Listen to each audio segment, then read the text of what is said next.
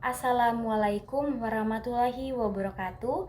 Salam sejahtera, Om Swastiastu, Namo Buddhaya, dan salam kebajikan. Dalam video kali ini, kelompok kami akan menjelaskan 6 pertanyaan dan juga 2 kurva, yaitu kurva isokuan dan kurva isokos. Tugas kali ini dari mata kuliah Ekonomi Internasional dengan dosen pengampu yang penuh hormat saya sebutkan namanya Bapak Muhammad Akbar, SPD ME. Yang mana materi pertama akan dibawakan oleh saya sendiri atas nama Felicia Yabintowe, NIM C101230008. Materi kedua akan dibawakan oleh Dea Safitri, NIM C101230007. Materi ketiga akan dibawakan oleh Suci Aulia, NIM C101230019. Dan materi yang keempat dan juga kurva isokuan akan dibawakan oleh Gabriela Betalino, NIM C101230005. Dan materi kelima akan dibawakan oleh Laras Timingkido dengan NIM C101230017. Dan kurva isokos oleh Farhan Firgiawan dengan NIM C101230084. Langsung saja pada materi yang pertama, yaitu efek perdagangan bebas pada kesejahteraan. Efeknya dibagi dua, yaitu positif dan juga negatif. Yang pertama saya akan jelaskan efek positifnya. Nah, pada efek positif ini dapat meningkatkan pendapatan, dapat meningkatkan kesempatan kerja, dan dapat meningkatkan kualitas hidup. Yang kedua, ada efek negatif.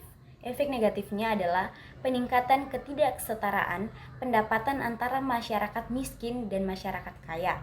Yang kedua, ada peningkatan pengangguran jika industri domestik tidak dapat bersaing dengan produk impor. Yang terakhir, ada peningkatan ketergantungan pada impor yang dapat mempengaruhi kemandirian. Saya mengambil satu contoh efek perdagangan bebas, yaitu yang ada di Indonesia. Indonesia telah meningkatkan ekspor dan investasi, tetapi juga meningkatkan pengangguran dan ketergantungan pada impor. Sekian materi pertama dari saya, lanjut ke materi kedua. Materi selanjutnya adalah kebijakan perdagangan non tarif. Kebijakan perdagangan non tarif memiliki dampak yang kompleks dalam perekonomian.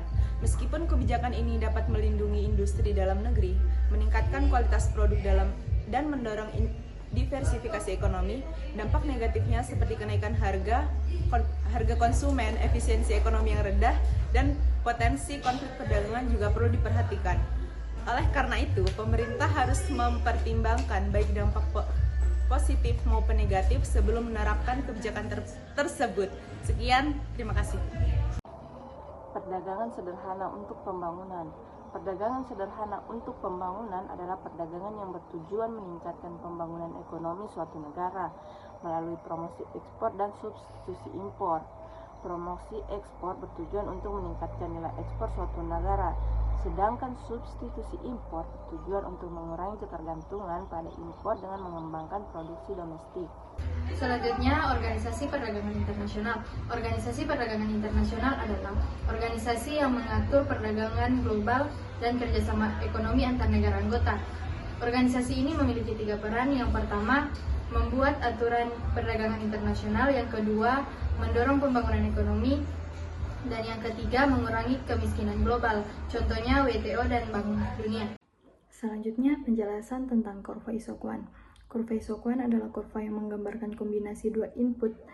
Dalam hal ini, modal atau K dan tenaga kerja atau L yang menghasilkan tingkat output yang sama. Pada gambar, sumbu vertikal menunjukkan jumlah modal dan sumbu horizontal menunjukkan jumlah tenaga kerja.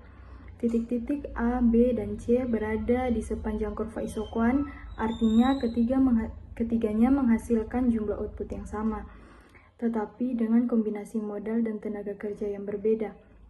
Ciri-ciri kurva isokuan berdasarkan gambar. Berslop negatif atau menurun.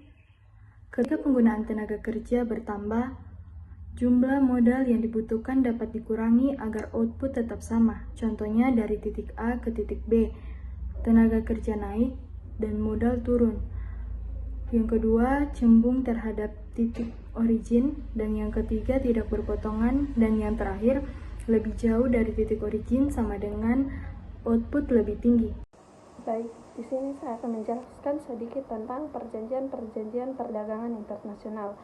Perjanjian-perjanjian perdagangan internasional adalah kesepakatan antara negara-negara untuk memfasilitasi perdagangan untuk mengurangi hambatan. Baik, di sini juga ada jenis-jenis perjanjian perdagangan internasional. Yang pertama itu ada perjanjian bilateral, perjanjian perdagangan antara dua negara saja. Contohnya itu ada Indonesia-Australia Comprehensive Economic Partnership Agreement. Yang kedua itu ada perjanjian regional, perjanjian antara sekelompok negara dalam satu kawasan atau wilayah saja. Contohnya itu ASEAN Free Trade Area atau FTA. Yang ketiga itu ada perjanjian multilateral atau perjanjian yang melibatkan banyak negara dari berbagai kawasan sekaligus. Contohnya itu ada General Agreement on Tariff and Trade. Di sini juga ada upaya untuk mengatasi gejolak ekspor. Yang pertama itu ada upaya pemerintah. Yang pertama diversifikasi pasar ekspor. Yang kedua itu ada pengembangan produk ekspor. Yang ketiga itu ada pemberian insentif. Yang keempat pengembangan infrastruktur. Berikutnya yang kedua upaya pelaku usaha. Yang pertama meningkatkan kualitas produk, yang kedua mengembangkan strategi pemasaran, yang ketiga membangun jaringan, yang keempat mengikuti perubahan pasar. Berikutnya ada upaya lainnya, atau yang pertama meningkatkan kemampuan SDM, yang kedua menggunakan teknologi, dan yang ketiga mengembangkan kerjasama internasional.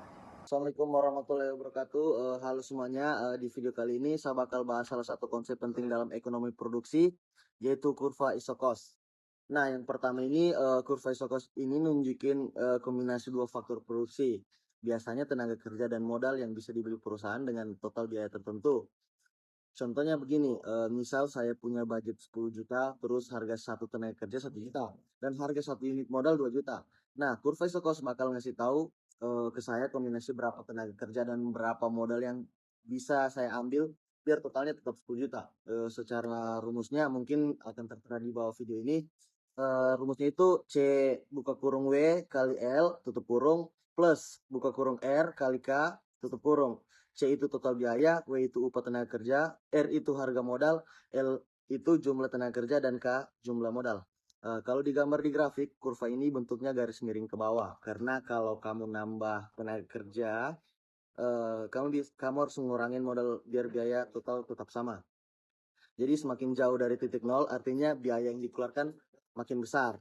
Nah, kurva Isokos ini penting sekali kalau kita mau cari kombinasi input yang paling efisien.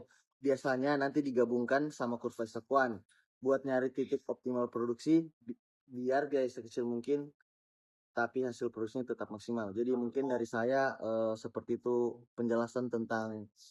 sedikit penjelasan tentang kurva Isokos. Terima kasih. Assalamualaikum warahmatullahi wabarakatuh.